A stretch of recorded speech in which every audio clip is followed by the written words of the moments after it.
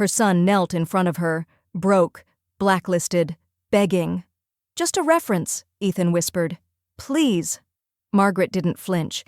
"I gave you everything, even silence. He was the boy she raised, the man who erased her." Now the company bore her name again, and this time she wasn't leaving the door unlocked behind her. "All right, before we dive into this crazy story, do me a favor. Subscribe and tell us where you're watching from." The curb was still wet from last night's rain, and Margaret could feel the cold seeping through the sole of her orthopedic shoe as she stepped out of the car. Ethan didn't get out to help. He stayed behind the wheel, engine idling, eyes hidden behind designer sunglasses even though the sky was overcast. "This won't be forever," he said without looking at her. She didn't respond. Her arms ached from balancing the tote bag and her aluminum cane. No suitcase, no coat, just 3 changes of clothes and a cracked phone that now showed a blank screen and default wallpaper, every photo, contact and memory scrubbed without explanation. Ethan reached over and pushed open the passenger door with the same careless detachment he reserved for valet slips and unread emails. "They've got assisted housing and medical staff. It's temporary, just until I sort out the renovations." She looked up at the building. No awning, no ramp. A peeling paper sign on the glass door that read, "Intake hours, 9 to 4. Below it, someone had scrawled, "No pets" in red marker. "I didn't agree to this," she said quietly. Ethan finally looked at her. There wasn't another option. Space is tight. Meredith's family is visiting next week, and the penthouse isn't built for 7. She noticed he didn't say home, just space. Margaret steadied herself, forcing her posture upright. "So this is about square footage." "It's about practicality, Mom. You need care I can't give." "You mean, won't?" A beat passed between them. He didn't argue. She stepped back, the cane steadying her like a third leg, and reached for the rear handle of the car. But the trunk never opened. Ethan pulled away before she could try. Her tote bag bumped against her hip. The car turned the corner and vanished. She stood alone on the sidewalk for 30 seconds before pushing the door open. Inside, the air smelled of bleach and last night's soup. A security guard glanced at her without expression. At the front desk, a young woman with braids and tired eyes asked for her name, birth date, insurance, none, and emergency contact, none anymore. They handed her a clipboard, a laminated welcome packet, and a thin set of sheets. "Room 207, top bunk. Sorry, all the lowers are taken." Margaret nodded once and started the slow climb. Each step stabbed at her still healing hip, but she didn't ask for help. The other residents in the hallway didn't look at her directly. One woman brushed past in a hospital gown and sneakers. A man muttered to himself behind a door left ajar. Room 207 had 8 bunks, 2 buzzing overhead lights, and 1 working heater. Her bed smelled like antiseptic and worn-out fabric. The mattress bowed in the middle. She sat down carefully, not yet ready to lie back. Her cane rested across her lap like a piece of armor. She opened the tote bag.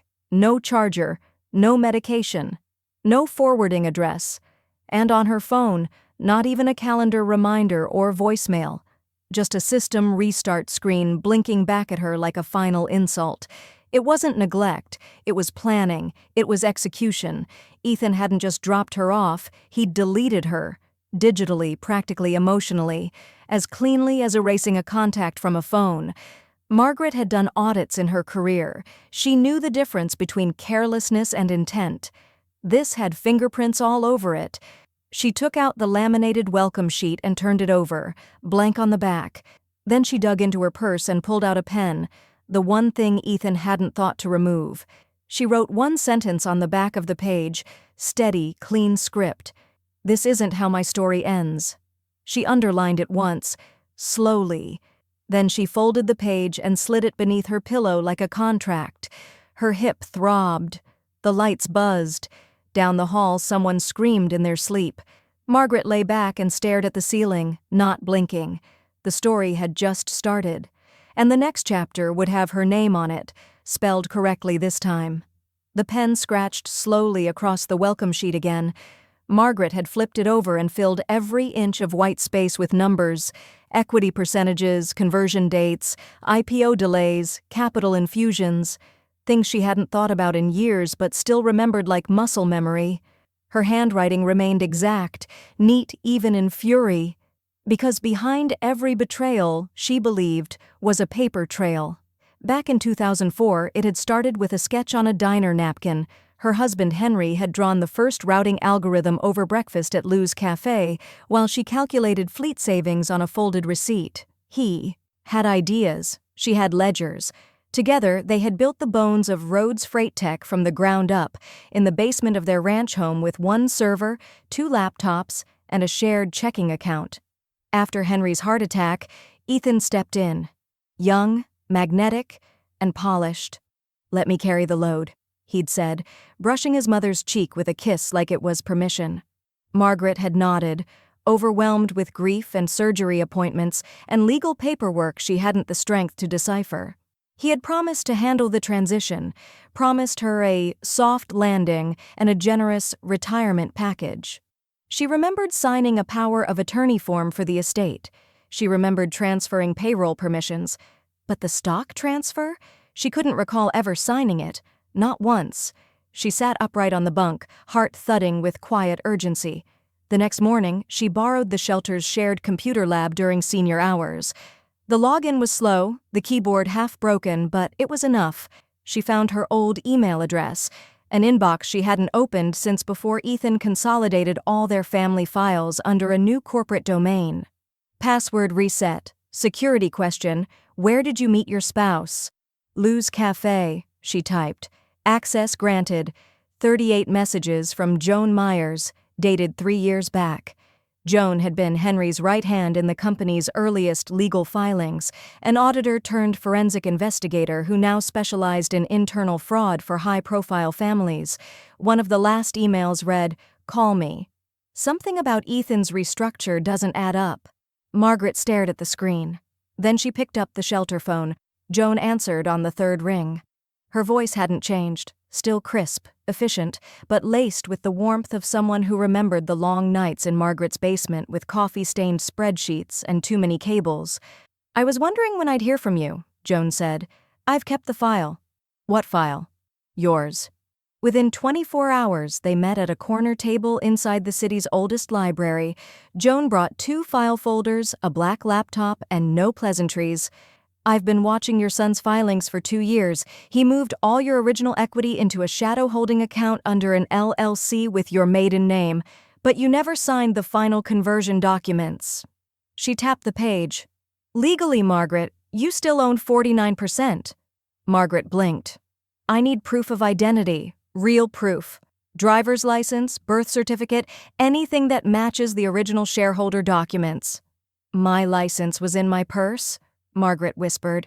"He left it with the doorman." Joan didn't flinch. "Then we get creative. Paper trail's still yours." Margaret looked down at the spreadsheet printouts. Her name was there. Typed, indexed, assigned a value, but not honored. She tried to hold herself together. She did. But the weight of it, the years spent trusting, the quiet theft, the truth she'd always half suspected but never dared to name, hit all at once. She bent forward, face in her hands, breath shaking. "He didn't just forget me," she said. "He erased me."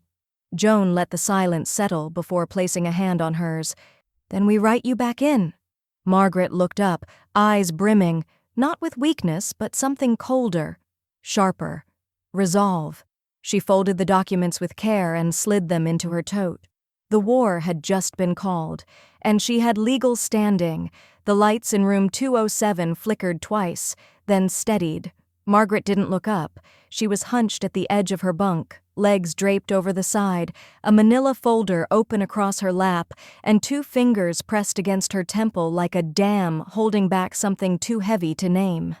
The binder clips had broken days ago, so she held the pages in place with a rubber band scavenged from the shelter's mail cart.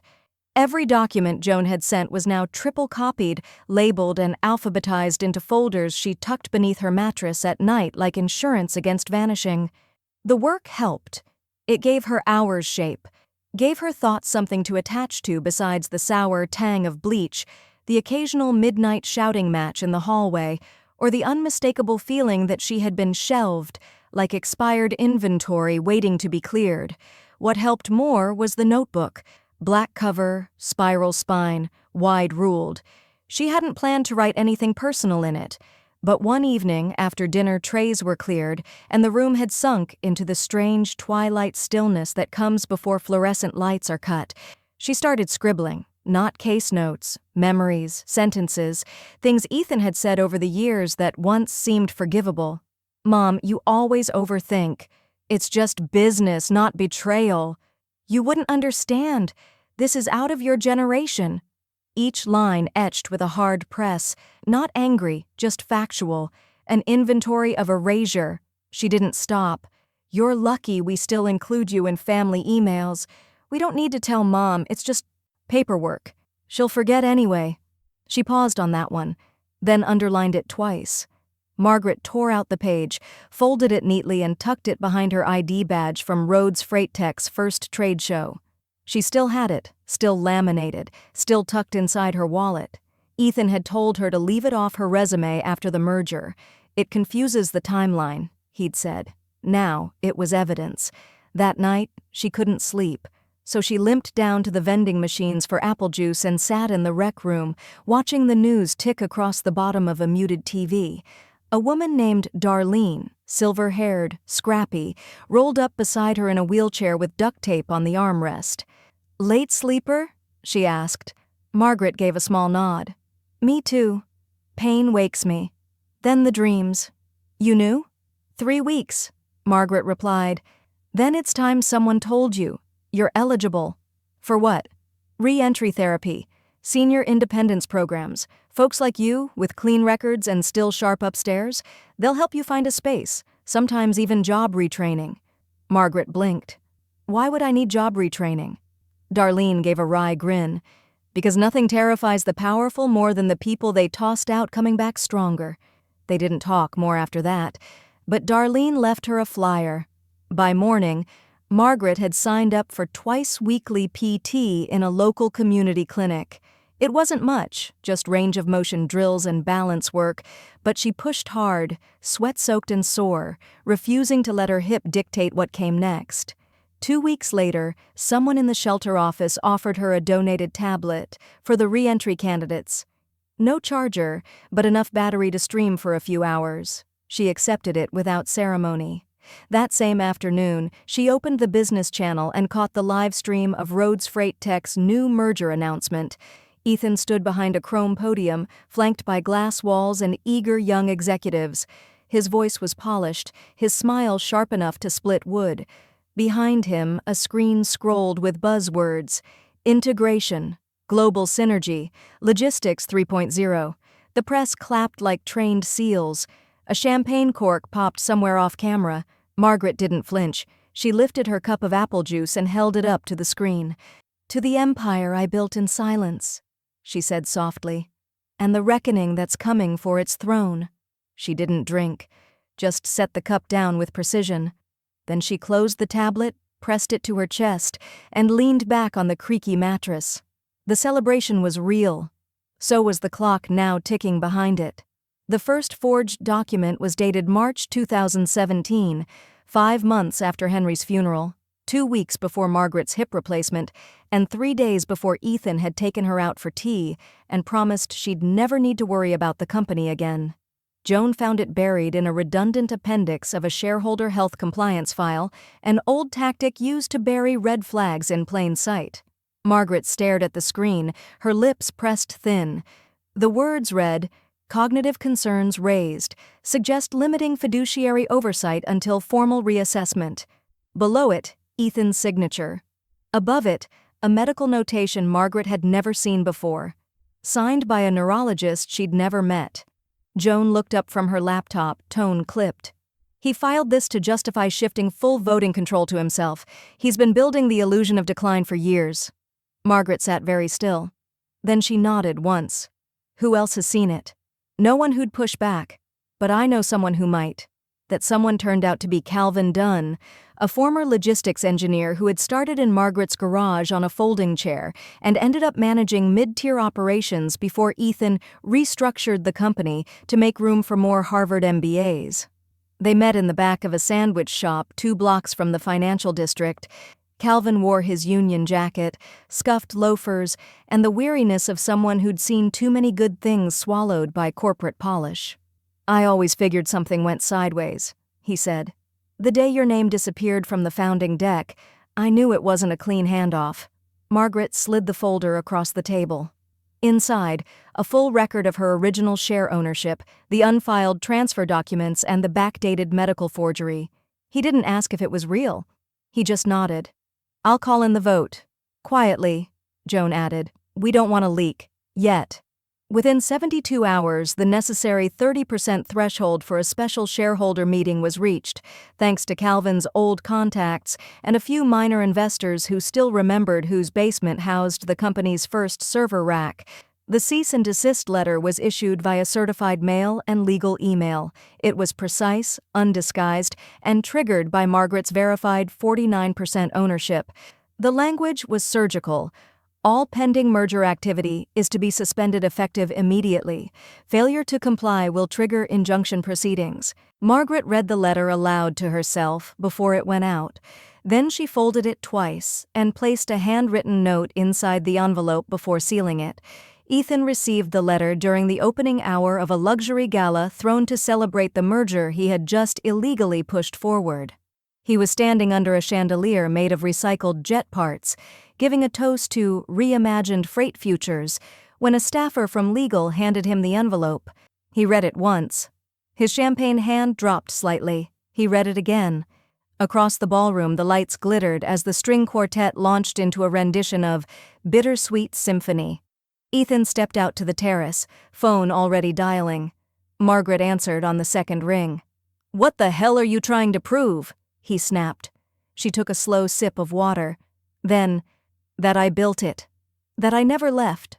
You're ruining everything." "No," she said. "I'm remembering." There was a pause, long enough for Margaret to hear the edge of his breath, uneven now. "I gave you everything," he said, quieter. "You gave me a ride to a shelter," she replied, "and took my name off the letterhead. I'll fix it." "No," she said calmly. "I will." And then she hung up. Joan looked across the table at Margaret. "You okay?" Margaret leaned back in her chair and adjusted her cane so it clicked neatly against the floor. "I'm not here to feel okay," she said. "I'm here to be remembered." Outside, the streetlights flickered on. The shareholder meeting was in 3 days, and for the first time in years, Margaret Rhodes had a seat with her name on it, etched, not penciled in. It began with a leaked headline on a startup gossip blog. "Shelter to shareholder, freight tech Scion's mother emerges in merger scandal."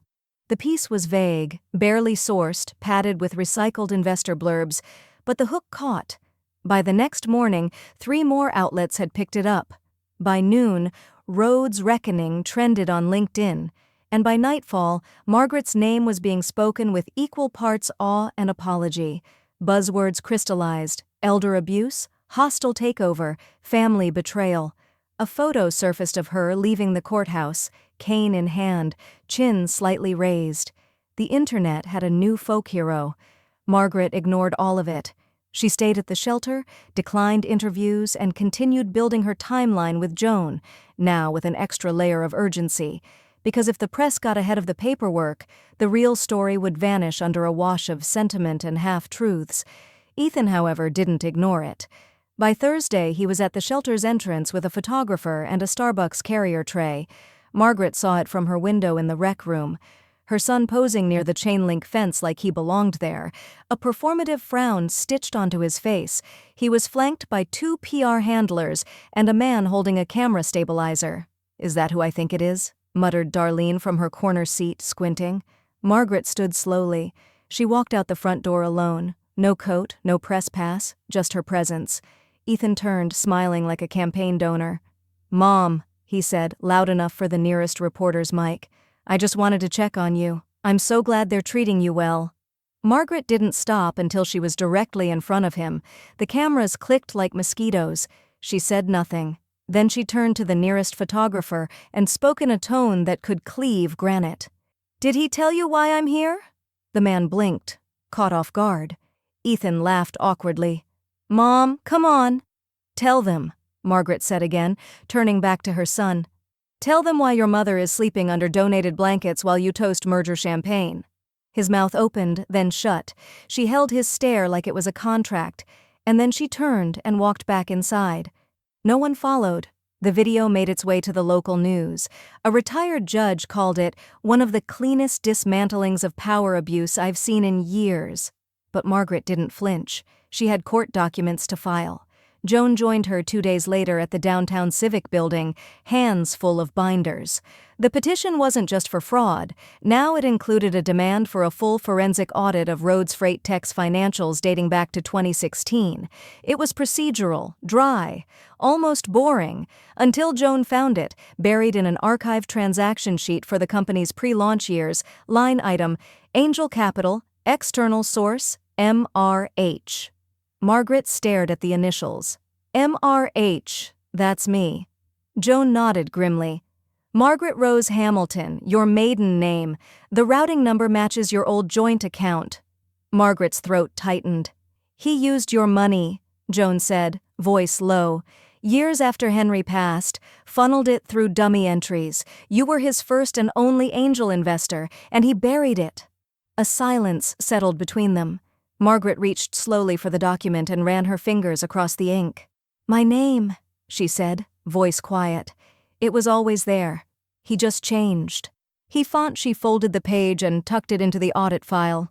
Later that night, Margaret sat on her bunk, holding that same document in her lap. Around her, the room buzzed with soft conversation, snoring, distant coughing. But she was alone with the weight of betrayal, and something sharper. Not grief. Readiness. Because this wasn't just a fight for recognition now, this was proof of origin, proof that the house Ethan stood in was built on the bones of a woman he tried to erase. And she had the receipts. Joan texted her at 10:47 p.m., next stop, boardroom. Margaret wrote one word back. Ready. Then she turned off the light and slept with the file beneath her pillow like a weapon. The boardroom smelled of lacquered wood and paper money, old and expensive, like something meant to intimidate. But Margaret didn't flinch as she took the leather seat at the end of the table, her cane resting quietly against the polished leg. Calvin was already there, flipping through a binder. He gave her a nod that held weight, not pity, not sympathy, just acknowledgement. We voted last night, he said. Temporary seat until the audit's done, full access. Your name's back in the ledger. Margaret placed her glasses on and adjusted the edge of the folder she carried, her copy of the original bylaws, still annotated in her own shorthand from the garage office days. Then let's get to work. By noon, she'd reopened a secure group chat called Torchlight, an old name, barely remembered by anyone still at the company. Within the hour, 3 former accountants responded. Norma, who had retired early out of disillusionment, Miguel, now freelancing for a medical nonprofit, and Cherie, once dismissed for being too principled. They came to her motel room on a rainy Tuesday, still dressed in sensible shoes and armed with their own receipts. It wasn't glamorous. The Wi-Fi cut out twice, and the kitchenette sink gurgled like it resented company. But when the screen lit up with archived bank ledgers and metadata logs, Margaret felt the first taste of power she hadn't known she missed. Outside, the media's obsession shifted from spectacle to scrutiny. Inside, her team labeled files with surgical precision. That same week, the director of a local elder rights nonprofit showed up in person, offering her a newly furnished condo with ocean views, donated in your name by one of your admirers. Margaret thanked her, then politely declined. I don't need views, she said. I need clarity. The motel stayed. So did the cracked mirror, the humming fridge, and the plastic lamp missing its switch cap. It grounded her. This was not a victory lap. It was a climb. Ethan, meanwhile, reacted the only way he knew how. Through lawsuits. He filed a civil claim for defamation and deliberate reputation sabotage, citing media manipulation by estranged family members. Joan sent him a 4-sentence response with attached affidavits, a log of whistleblower emails, and 3 separate timestamps linking his forged documents to corporate accounts. The countersuit landed within 48 hours. It wasn't loud, it was lethal. Margaret didn't gloat, she didn't post, she didn't give interviews. She just printed out the claim packet and slid it into a manila envelope marked for later. On a cool Friday morning, she called for a rideshare and directed it to St. Agnes Memorial Cemetery, a quiet hilltop stretch where the grass was always trimmed, and her husband's headstone sat shaded under a silver maple. She brought no flowers, just a single sheet of legal paper, folded once, held tight in her hand. At the grave, she knelt slowly. Her knees ached, but she didn't mind, and placed the page beneath the smooth black granite. The deed of ownership, signed, witnessed, sealed. Her name sat at the top. Not Ethan's, not a placeholder. Margaret Rhodes, sole voting authority, co-founder. She rested her palm over the stone and whispered something only the wind could carry. A gust picked up. Behind her, leaves rustled like they remembered her too. She didn't cry. Not then. Instead, she stood and looked out over the hills, past the rows of other names, toward a future she could finally say belonged to her. Her phone buzzed in her pocket. A text from Joan. "He's trying to freeze the board, says you're unfit to lead." Margaret tapped out a reply without hesitation. Then let's remind him who wrote the map. She walked back to the car. The sun had started to rise, slow, golden, and entirely indifferent to Ethan's next move. Which was fine, because Margaret had already made hers. The email subject line was innocuous. Sunlight. No sender name, just a corporate IP from the Rhodes Freight Tech server. Margaret opened it at 6:12 a.m. in her motel room, still wrapped in the blanket the shelter staff had let her keep. Inside were 6 zipped folders, subheaders, contract shielding, internal NDAs, partner bribery logs, legal blockers, staff surveillance, red, harassment archive, and one note. At the top, typed cleanly, without greeting. "I should have done this years ago." Tessa Margaret blinked once, then twice. Tessa, head of operations. Ethan's right hand. Hired straight out of Stanford. Too sharp, too quiet, too loyal, for too long. Margaret remembered her from boardroom photos and quarterly updates, always standing just behind Ethan, tablet in hand, eyes somewhere between detached and deadened. But now, she had chosen sides. Margaret spent the next 3 hours downloading, decrypting, categorizing. Joan joined her by mid-morning with a thermos of gas station coffee and a portable printer. They worked in silence, fingers tapping through file after file of rot masked as innovation. There were pay-to-play agreements in Dubai, gifted equity swaps to suppress whistleblowers, internal memos rating employees by media risk potential, and the worst, an email forwarded from Ethan himself, dated 6 months ago, about Margaret. "She's irrelevant. If we play this right, the public will chalk her up to a confused old woman. Make sure Tessa keeps her close, for optics." Joan looked over the screen. "Think the SEC would like to see this?" "No," Margaret said, voice hard. "I want the investors to see it first." They timed the release precisely. At 11:03 a.m., Joan's contact at a mid-sized trade firm with stakes in 2 Rhodes Freight Tech contracts received a curated, watermarked dossier of the most damning documents, tailored to their involvement. By 1:30 p.m., both contracts had filed for delay and renegotiation. By 3 o'clock, an emergency investor call was scheduled. By 5:45, the stock began to slide. And Ethan? He didn't even know who to fire. The following morning, Margaret walked into the company headquarters through the front door for the first time in over a decade.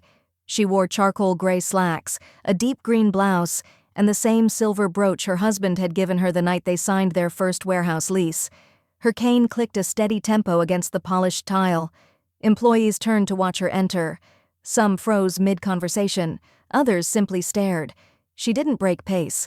The town hall meeting was held in the atrium beneath the glass-paneled ceiling Ethan had commissioned to symbolize transparency. Margaret stepped up to the small stage. No podium, no microphone, just her. "I won't waste your time," she said, "but I need 5 minutes." Silence fell. Phones dropped. This company began in a basement. No interns, no press, just faith and spreadsheets and sweat. My husband gave it his mind. I gave it my books. And some of you, she gestured to the older faces in the crowd, gave it your loyalty when it didn't pay to stay. No one moved. Margaret's voice sharpened. "I've seen what happens when power forgets where it came from. It steals, it silences, it mocks the very shoulders it stood on." She looked to the back of the room. Ethan stood behind the glass walls of the executive suite, watching, expression unreadable. Margaret turned back to the crowd. "This company was built on respect," she said, "and it will end if that disappears."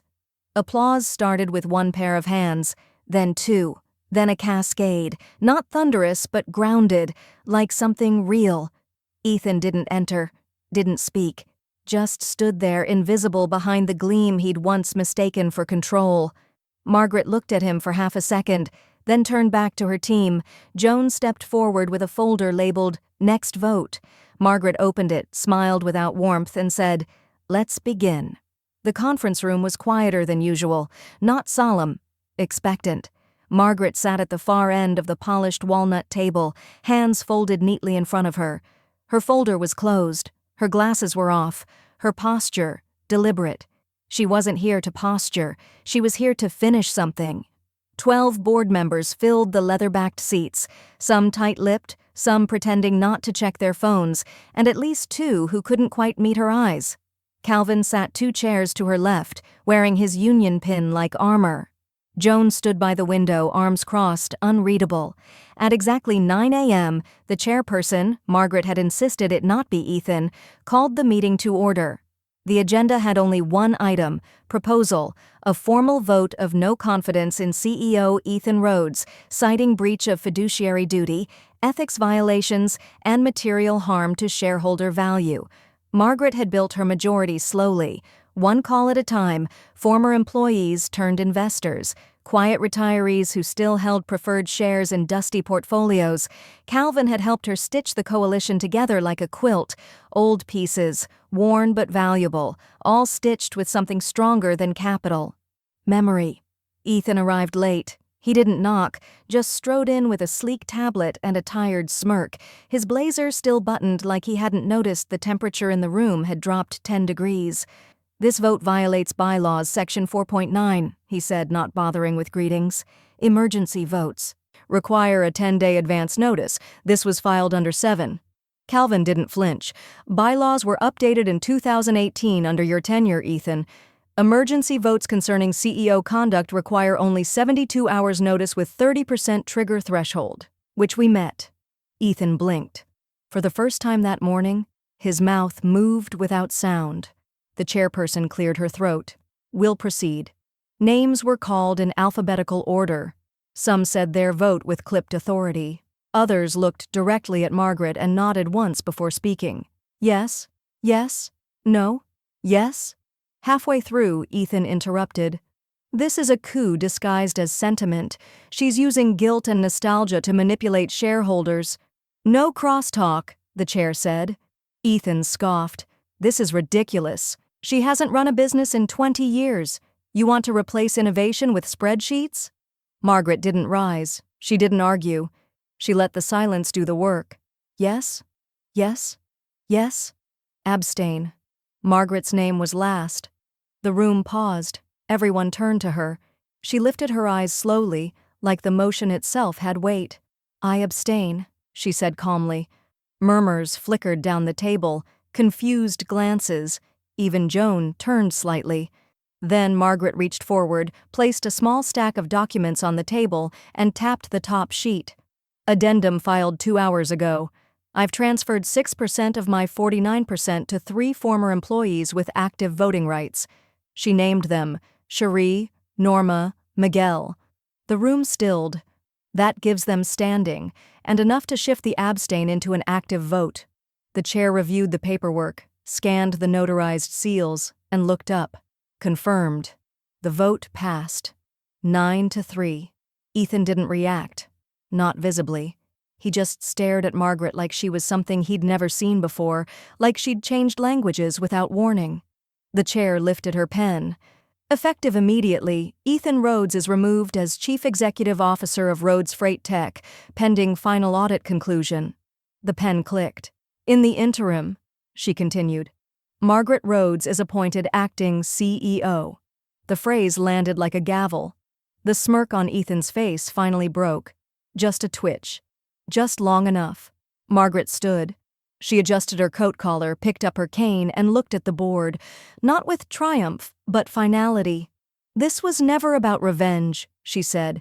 It was about repair. As Ethan backed away from the table, phone in hand, eyes already flicking toward the door, Margaret added almost gently, "And now it's about recovery." He didn't answer. Didn't need to. His exit said enough. Joan waited until the door closed behind him. "Next agenda item?" she asked. Margaret smiled faintly. "Let's clean house." The nameplate on her desk still read Founder Emeritus, an old token from a different era, tarnished slightly at the corners. Margaret left it untouched. She didn't need a title to make her presence known. In her first board memo as acting CEO, she issued no promises, no sweeping mission statements or hollow slogans, just 4 lines. We will rebuild. We will tell the truth. We will protect our people. We will make it right. She signed it with her full name. Her first week back felt more like surgery than leadership. Quiet cuts, careful extractions. She removed the innovation strategist, whose entire job had been whitewashing investor reports.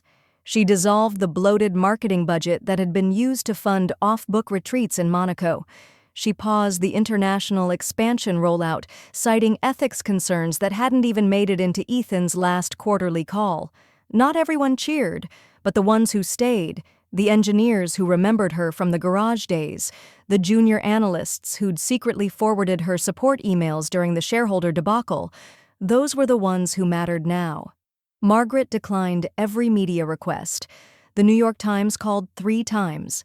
NPR offered a long-form audio feature. A documentary filmmaker wanted exclusive rights. She ignored them all. "I'm not a symbol," she told Joan. "I'm a steward." Instead of going public, she went granular. She met with every department head one-on-one. She listened more than she spoke, took notes by hand, reviewed contracts herself when necessary. Never once raised her voice, but never once let her authority be mistaken for nostalgia. Ethan, meanwhile, went online. A whisper campaign began within days of the board vote. Anonymous posts on professional forums questioned Margaret's mental clarity and obsession with legacy. A pseudonymous Medium article accused her of using grief as a smokescreen for corporate vengeance. Margaret read none of it, but Joan did, and so did Norma, who compiled the IP logs, and Miguel, who traced the comments back to shell accounts registered through a marketing firm Ethan had once hired. "Keep the records," Margaret said. "Truth defends itself best with timestamps." On a gray Thursday morning, the staff surprised her with an informal appreciation breakfast in the corner conference room. Nothing elaborate, just bagels, orange juice, and a small card signed by 24 hands. "Welcome home, Mrs. Rhodes," it read. Underneath, someone had drawn a little freight truck with a heart on the door. Margaret stood near the window as they gathered. She didn't make a speech, just smiled, nodded once, and let the room fill with the kind of warmth that no press cycle could manufacture.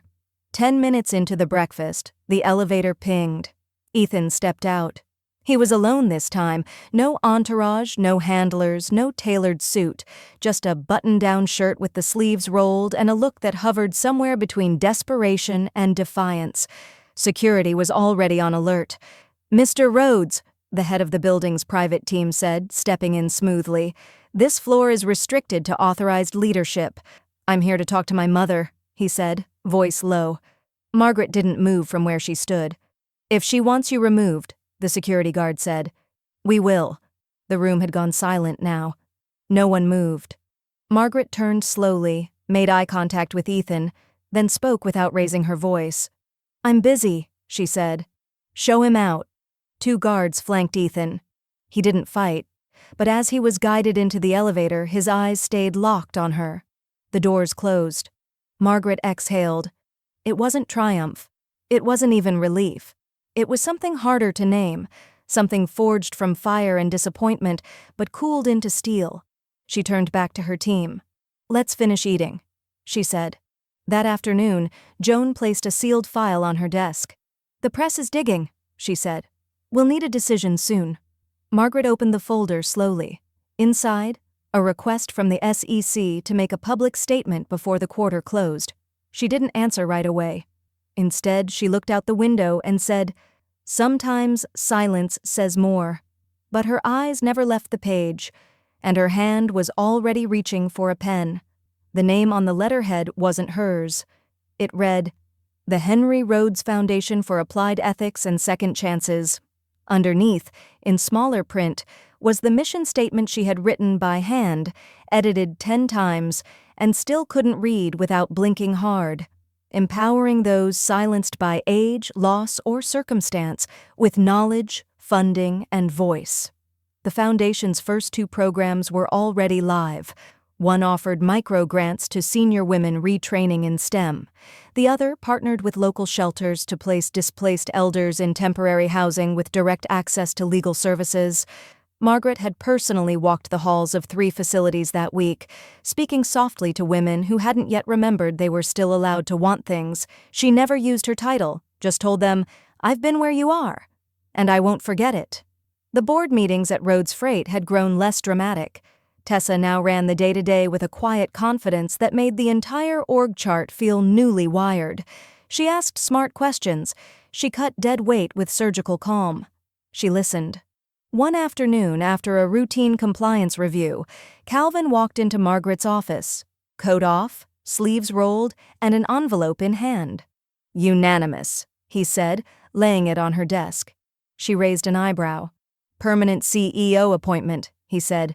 "They want you in. No interim, no asterisk. This company's yours." Margaret didn't touch the envelope.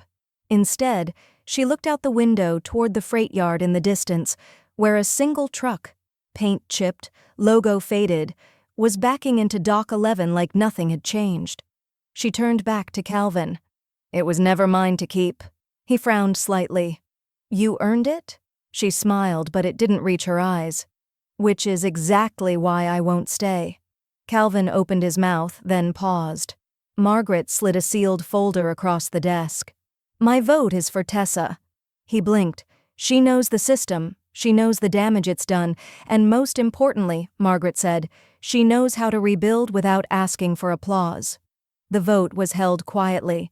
It passed. A week later, Margaret stepped onto the courthouse steps with Joan beside her, both dressed in charcoal coats against the early winter wind. The judge's ruling had been swift.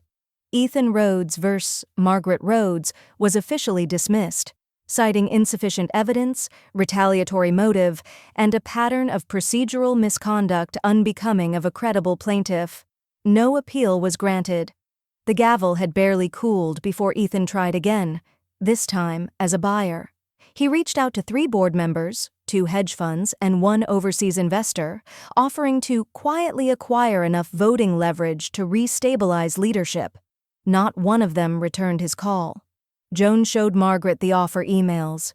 She read them without expression, then asked, "How many shares do I still hold?" 43%, Joan replied.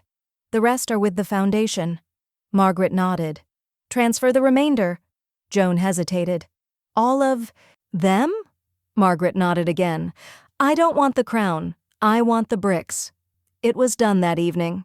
The next morning, Margaret walked into the freight yard unannounced. The smell of diesel, rust, and damp concrete hit her like memory. She passed forklifts and shipping crates until she reached a small garage bay tucked behind the main loading area. Inside, under a flickering fluorescent bulb, sat a familiar truck. Ethan's old company car, the first one they ever leased. Back when he'd delivered packages himself and taken her out for diner fries afterward, laughing like the world hadn't yet taught him power. It had been rusting under tarps for years, then left to collect dust behind locked gates. She had asked the staff to unbolt the plates, check the engine, and clean the upholstery, but leave the scratches. Margaret climbed into the driver's seat, gripping the wheel with hands that no longer trembled. She turned the key. The engine coughed, then caught. No media, no fanfare. She simply drove out of the yard, the gravel crunching under tires that still remembered where it all began. The logo on the door was faded but legible. RFT, Rhodes Freight Tech. Her eyes flicked to the side mirror as the building receded behind her. No anger, no vengeance, just distance. And that, finally, was enough. The headline broke just before sunrise. New leak ties, former Rhodes CEO to years of internal harassment, retaliation tactics. The article cited dozens of documents, HR complaints buried without resolution, whistleblower memos redirected to legal dead ends, and a spreadsheet labeled Containment Risk High to Low. Margaret hadn't released them, but when Joan asked if she wanted to intervene, issue a statement, file a cease order, distance herself, she simply shook her head. "No," she said, calmly stirring her coffee. "Let the silence speak." By noon, 5 more outlets had picked up the story. Tech journalists who once praised Ethan's disruption strategy now turned the phrase against him. The fallen prince of freight. Podcasts called him a cautionary tale. Trade blogs dissected the rot. And by the end of the week, 4 conferences had rescinded his keynote slots. Still, Margaret made no move to gloat. She was back in the Foundation's office when Joan dropped the envelope on her desk, white, unbranded, with a handwritten return address she didn't recognize. "It's from Meredith," Joan said quietly. "Ethan's ex." Margaret didn't open it right away. She sat with it beside her keyboard, weighing it like a stone. Finally, she slipped a letter opener beneath the seal. It was a single page, typed. No signature beyond a first name. Margaret. "He used to talk about you like a goddess. When we first got together, I thought you'd passed. He never mentioned you in the present tense, just as legend. Then the money changed him. He started talking in percentages and pictures. You became an inconvenience. But I never forgot the way he said your name, like it had weight. I don't expect a reply. I just wanted you to know, whatever damage he did to your name, it never worked." Meredith Margaret sat with the letter for a long time.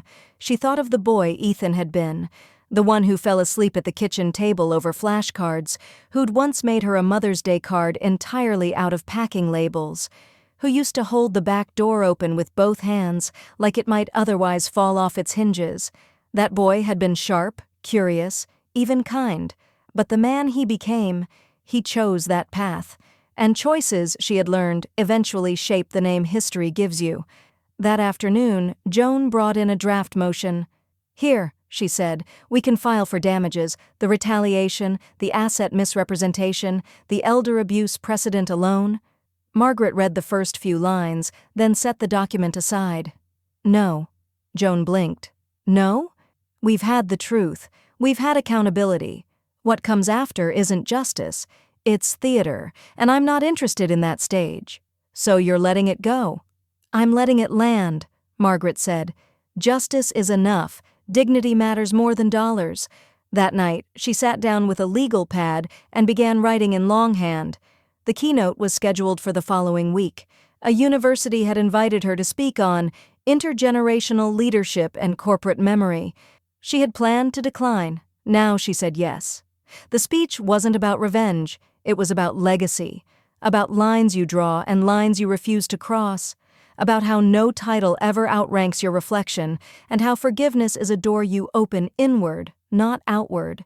She spoke of Henry, how his greatest skill wasn't logistics, but knowing when to listen. She mentioned Tessa by name, praised her clarity and strength. She even mentioned Ethan once, not as a villain, but as a lesson. "We owe it to ourselves," she said to the auditorium, "to be remembered not just for what we built, but for how we let it go. Sometimes dignity means holding on. Sometimes it means setting fire to a crow and walking away from the smoke." The crowd rose to their feet, not with fanfare, but with quiet conviction. And as Margaret stepped off stage, a student in the front row leaned over the railing and said, You made me want to lead one day." Margaret smiled gently. "Then lead well and leave better." Backstage, Joan waited with her coat. "That was the apology he never gave," she said. Margaret looked out at the soft light filtering through the lobby glass. "No," she replied, "that was the one he never earned." And she walked toward the exit, steady, grounded, and unburdened. The summons arrived on a Tuesday, hand-delivered to the foundation office in a beige envelope that bore no official seal, just cold legal text and Ethan's lawyer's watermark in the top right corner. Joan read the first line, then cursed under her breath. "He's claiming you altered Henry's will," she said flatly. "That the 50% ownership you held was never real, that you manipulated the estate before probate finalized." Margaret took the envelope without flinching. Her eyes skimmed the words like they were residue, beneath her but requiring removal. "An outright lie," Joan added. "Yes," Margaret said, folding the papers once and setting them down. "But lies have legs, so we break them clean." Within 2 hours, Tessa was in her office with a thin leather portfolio. Inside, scanned copies of every version of Henry's will from the year before his death, all bearing digital timestamps, witness affidavits, and notarized signatures, including Tessa's own, from her early days as an operations assistant before her title had teeth. Joan brought her own binder, older, thicker, labeled Margaret Rhodes, Estate and Ownership. It contained decades of tax records, email printouts, and a letter handwritten by Henry on Rhodes Freight letterhead. It ended with the sentence, "My name is on the paperwork, but the company was always hers too." They didn't need flair. They needed precision. A court date was scheduled within the week. The judge, a no-nonsense probate veteran with gray eyebrows and no patience for theatrics, insisted both parties be present in person. Margaret arrived in a charcoal pantsuit and low heels. No makeup, no entourage, just the quiet confidence of someone who had nothing left to prove and everything left to defend. Ethan showed up late, again. He wore a sleek navy suit and sunglasses he didn't remove until he was inside. When the judge asked for opening remarks, his attorney stood and launched into a speech about misappropriated signatures, unreliable memory, and coercive grief. Margaret didn't blink. When asked to respond, Joan rose, handed the clerk 3 binders and said, "We believe the documents speak for themselves. We're requesting a summary dismissal." The judge spent 20 minutes flipping through the files before looking over his glasses. "I see no discrepancy here. Ms. Rhodes's ownership is clear, legal, and well-documented. These allegations amount to speculative slander." Then he turned to Ethan. "Counselor, I advise your client to stop using the courtroom as a stage." The gavel struck once.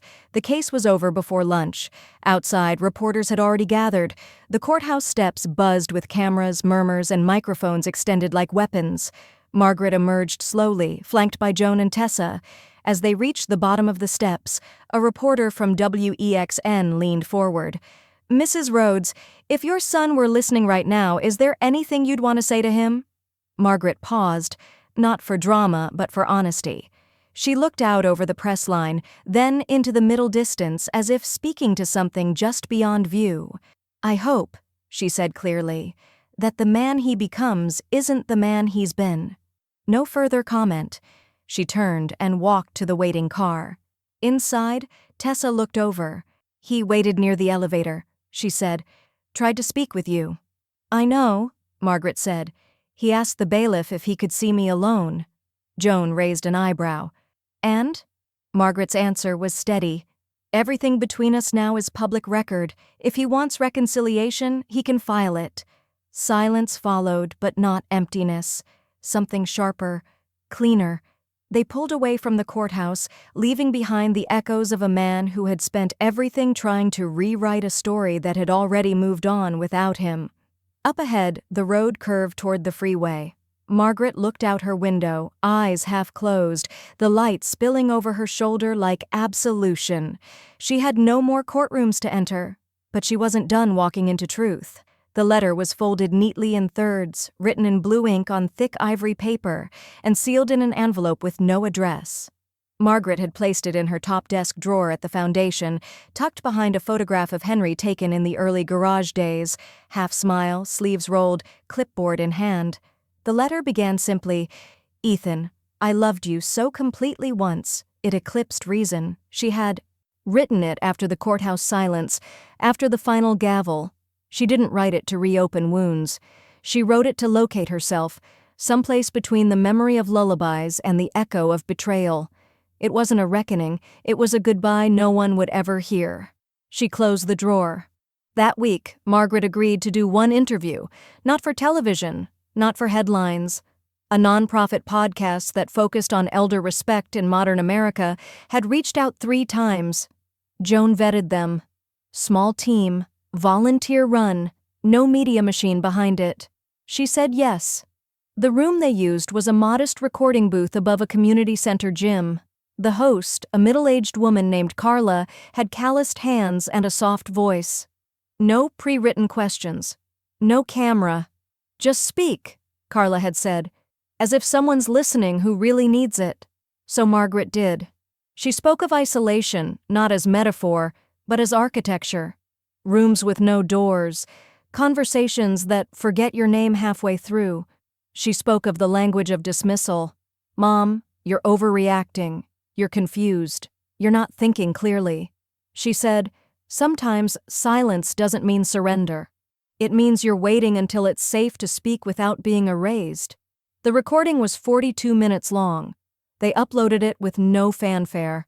And still, it found ears. Within 4 days, the podcast had been downloaded over 100,000 times, not by investors or journalists, but by people with day jobs, unpaid caregivers, retirees, and children of parents they were just beginning to understand. The story spread, not as spectacle, but as mirror. Margaret began receiving letters. Some were handwritten, others typed in shaky fonts. They came from Indiana, Texas, Vermont, Alaska. One was from a woman in Des Moines who wrote, "You helped me forgive myself for the night I didn't answer my mother's last call." Another came from a man in Boise. "My father started a company and died forgotten. Thank you for remembering men like him." Margaret kept them in a box under her desk, reading only one a day. Any more and the weight of it would crowd her chest too tightly to breathe. Then Calvin called. "Teaching gig," he said. "One day, guest spot, University in Oregon, course on ethics in entrepreneurship." They asked for someone who knows what a company feels like. She hesitated. "It's just a room of kids," he added. "No press, no speeches, just stories." She said yes. The classroom had wide windows and a dozen worn desks arranged in a circle. Margaret sat with them, not above them. She didn't bring notes. Instead, she brought the memory of every paper she had sorted, every bunk she had slept in, every betrayal she had absorbed like a bruise she refused to cover. They asked her about power. She told them the truth. "Power is a mirror," she said. "What you see depends entirely on who's holding it, and if you look into it too long without questioning yourself, you'll forget that people are more than profit and dignity doesn't scale." The room was silent when she finished. As students gathered their bags, one young woman lingered behind, early 20s, ponytail, shy hands fidgeting with a pencil. She approached slowly. "I just wanted to say, thank you," the girl said. "I listened to your podcast with my mom. We hadn't talked in 6 months. She lives alone, but I visited after I heard your voice." Her eyes welled. "You helped me save her, before it was too late." Margaret reached out and gently touched the girl's hand. "Then you did the work," she said softly. "And that's what matters." The girl nodded, choked back a sob, and left. Margaret stood by the window as the lecture hall emptied. Outside, the sun dipped below the roofline, casting long shadows across the quad. There was no applause, only peace. And that was the first time in years she realized she didn't need the world to cheer. She only needed to know she hadn't disappeared. The coffee shop was half empty when he walked in. No cameras, no handlers, no suit. Just Ethan, in a rumpled sweater and faded jeans, looking 10 years older than the last time she'd seen him. His shoulders slumped, his eyes dim, his pride threadbare but not fully shed. Margaret sat near the window, a half-finished cup of Earl Grey steaming in front of her. She didn't stand, didn't offer a smile, only tilted her head slightly as he approached, the smallest permission she was willing to give. He sat down across from her without waiting for an invitation. The silence between them stretched. "I'm broke," he said finally. His voice was flatter than she remembered, scraped raw by loss, not humility. No contracts, no investors. The podcast backlash hit harder than I thought. They've locked me out of everything. Margaret said nothing. She stirred her tea, eyes on the amber swirl. 2 months, he continued, and I'll be bankrupt. No health coverage, no credit lines. I even had to sell the condo. Still, she did not speak. Ethan leaned forward. I thought if I pushed you out, I could finally step out from under Dad's shadow. Her gaze didn't flicker. I thought if I made it big enough, loud enough, sleek enough, I could become the name people remembered. Not him, not you. She didn't blink, but something in her exhale shifted, like breath escaping a house that had finally collapsed on itself. I knew it was wrong, he said. I just thought I had time to fix it. Now she looked at him, fully. And when she spoke, her voice carried the cool weight of someone who had measured this moment long before it arrived.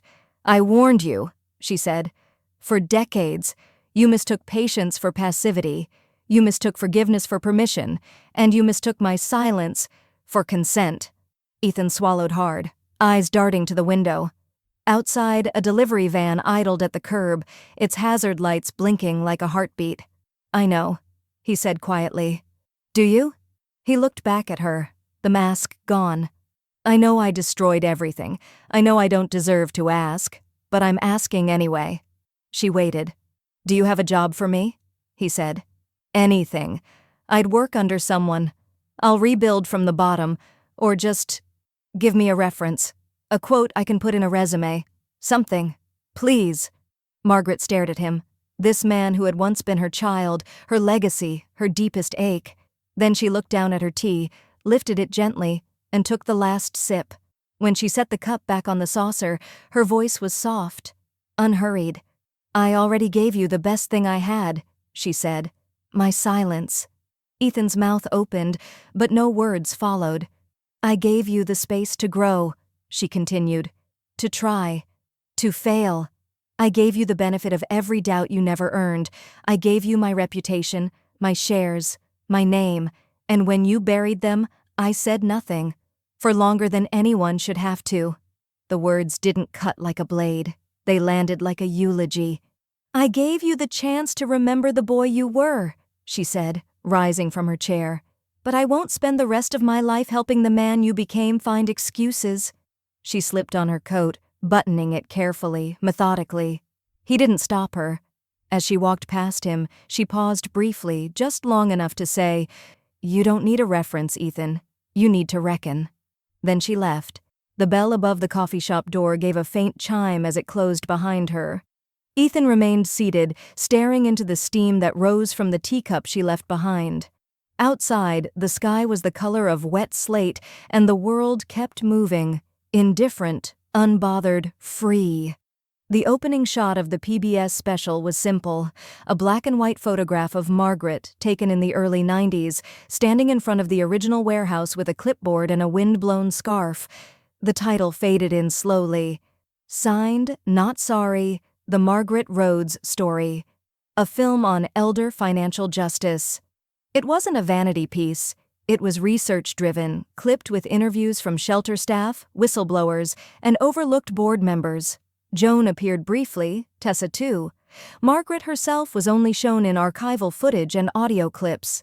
She had declined all interview requests, offering just one directive to the producers. Make it about the system, not the survivor. When it aired, viewership exceeded projections by nearly 200%. Within days, law firms reported a spike in elder exploitation inquiries. Nonprofits posted toolkits. One Midwestern state even cited the documentary in proposing new financial guardianship reforms. And through it all, Margaret kept her distance. Rhodes Freight Tech had become something else entirely, rebranded as Rhodes Freight 2.0 under Tessa's leadership. The 2.0 was more than symbolic. Pay equity was mandatory. Whistleblower protections were ironclad. They'd just launched a green logistics initiative focused on carbon-neutral delivery zones, and a third of the executive team had never worked in corporate before. Tessa emailed Margaret monthly. Brief, respectful updates, nothing performative. Just lines like, "We passed the ethics audit with no flags," or "Board approved the warehouse union agreement." Margaret replied sparingly, but she read every word. One evening, a courier dropped off a gold-rimmed envelope at the Foundation's front desk. Inside was an invitation to a gala in her honor. The Committee for Ethical Enterprise had voted unanimously to give her their Lifetime Achievement Award. Margaret RSVP'd with a handwritten note, respectfully declined. "Instead of applause, write better policies for your parents. That'll be enough." She signed it plainly. M. Rhodes. Then she went home and made herself a sandwich. 2 weeks later, she adopted a senior rescue dog from a shelter downtown. His name was Truman, and he had one cloudy eye and a tail that wagged with the odd, optimistic rhythm of someone who'd lost a lot and still hoped for more. Margaret walked him every morning at 6 a.m. around the same city blocks where she'd once looked for bus schedules posted on the shelter wall. Now she walked, with a thermos in one hand and a leash in the other, quietly watching storefronts open, bakeries roll up their gates, the world unfold without fanfare. She started painting again. Watercolors mostly, cityscapes, old trucks, sometimes just a window with morning light breaking across the frame. Her hands, which had once balanced spreadsheets and estate records, found a steadier kind of rhythm in brushstrokes and pigment. She didn't sell them, didn't post them. She painted like she was restoring something no one else could see. Then, one afternoon, she called her estate attorney and scheduled a meeting. She brought 2 folders and no entourage. In crisp blue ink, she signed an updated will. Her remaining assets, Foundation shares, royalties from the PBS documentary, and a modest personal trust, would be split across 3 allocations: women-owned startup grants, elder housing cooperatives, and education stipends for late-life career changers. No nameplates, no legacy plaques, just impact. That night, Joan asked her if she felt finished. Margaret shook her head. Not finished, just unburdened. Weeks later, in the final voiceover of the audiobook version of her story, Margaret's voice came through the speakers, measured, warm, unvarnished. Some people inherit empires. Some people rebuild them from the ashes they were thrown into. I don't want to be remembered for what I lost or even what I reclaimed. I want to be remembered for what I refused to leave broken. On a crisp spring morning, Margaret stepped out of her brownstone holding Truman's leash in one hand and a canvas tote in the other. A driverless car hummed quietly at the curb, courtesy of a beta partnership between Rhodes Freight 2.0 and a mobility startup run by a woman who used to sleep 2 bunks down from her at the shelter. The door opened. Margaret paused, looked up at the sky briefly, then climbed in with grace and ease. Truman followed, curling beside her on the back seat. There was no destination on the panel, just a single blinking prompt. "Where to?" She didn't answer immediately, because for the first time in years, that question was hers alone to decide.